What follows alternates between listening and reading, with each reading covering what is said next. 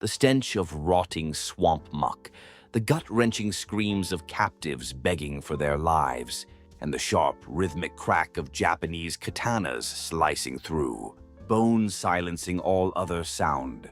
Under the blistering sun of the 17th century Ayutthaya kingdom, you are about to witness a scene you never imagined.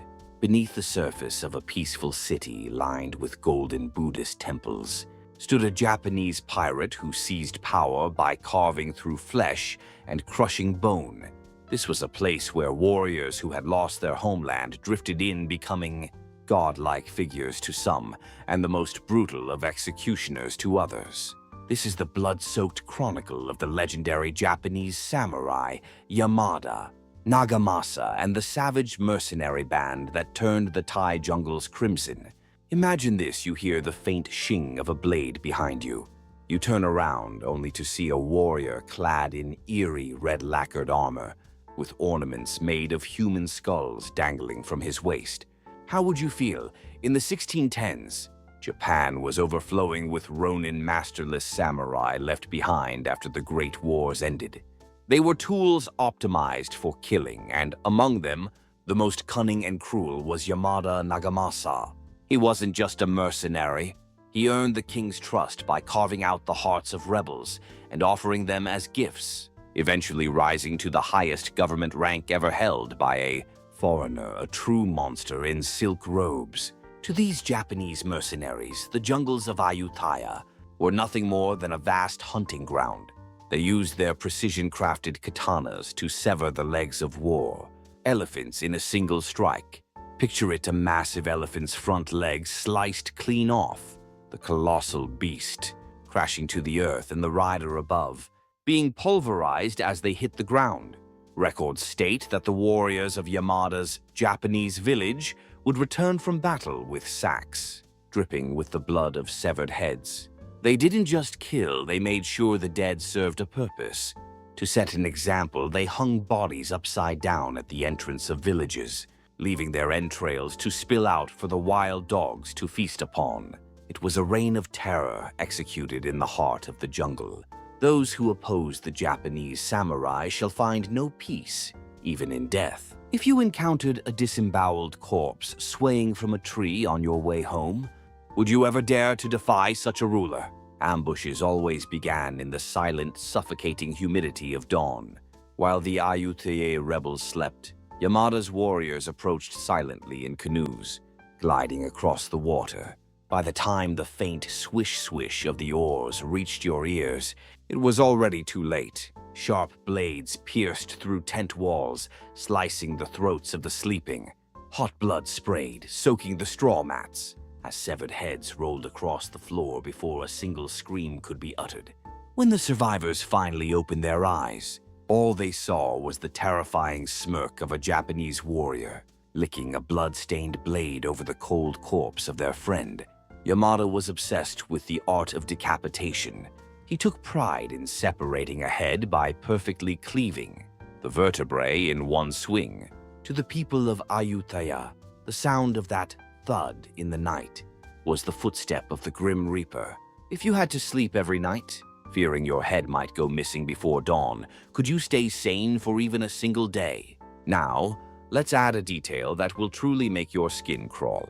Yamada Nagamasa was deeply entrenched in royal power struggles. When he eliminated political rivals, he didn't just kill them. He used a grotesque fusion of Thai torture and Japanese execution.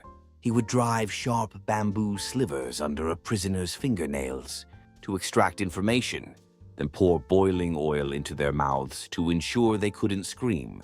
It is said he would stare calmly into the victims' eyes as they writhed in agony. For the finale, he would perform the domakunegi, the act of slicing a body horizontally into two pieces with the sharpest blade. As the internal organs spilled onto the scorching ground, still twitching, Yamada was reported to have sipped his tea with total composure. This cruelty wasn't mere sadism, it was calculated psychological warfare. His infamy was so great that even the most powerful nobles would tremble at the mere mention of his name. But even for this glorious executioner, the shadows of a reversal were looming. Though he ruled as the de facto second-in-command, Yamada's power was a castle built on sand. The Thai nobility could no longer stand a Japanese pirate, acting like a king on their soil. They chose the most cowardly and brutal method to remove him: poison. It happened when Yamada sustained a minor wound to his leg during a skirmish. It was a simple scratch that should have healed in days. However, the Thai physician he trusted mixed a lethal toxin into the medicinal ointment. As the poison spread through his veins, Yamada felt his muscles paralyze one by one, his bones feeling as though they were being incinerated from the inside. The swordsman who once commanded the heavens died in a bed, unable to even twitch a finger, let alone swing his sword. He spent his final hours smelling the stench of his own rotting flesh. Records claim that before he died, seeing his leg turn a bruised, necrotic black, he begged to be allowed to perform harakiri ritual suicide, but his paralyzed tongue could only produce a haunting, guttural moan. This was the miserable end of the man who supposedly conquered Thailand. The moment Yamada took his last breath, the Ayutthaya kingdom raided the Japanese village as if they had been waiting. Now it was the Thai army's turn for revenge. They slaughtered every man and dragged the women away as slaves, just as the Japanese mercenaries had once done. The village was engulfed in flames overnight, the air thick with the smell of burning wood and burning flesh. The katanas that were once symbols of Japanese pride were snapped and tossed away like trash. The head ornaments they wore so proudly became trophies for the Thai soldiers. In the heart of the jungle, the truth was proven. A kingdom built on blood perishes by blood.